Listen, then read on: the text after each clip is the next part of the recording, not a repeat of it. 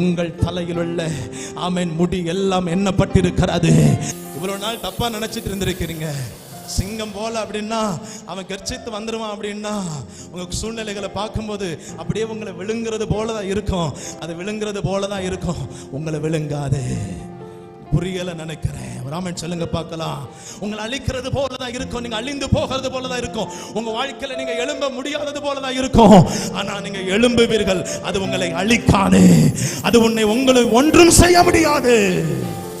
சத்துரு உங்களை ஒன்றும் செய்ய முடியாது. எத்தனை பேர் ஆமென் சொல்றீங்க?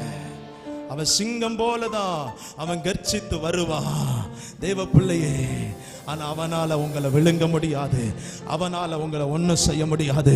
வேதம் சொல்லுகிறது, உங்கள் தலையில் உள்ள ஆமென் முடி எல்லாம் எண்ணப்பட்டிருக்கிறது. ஹல்லேலூயா. அவருக்கு சித்தம் இல்லாம ஒன்றும் தரையில விழாதையா.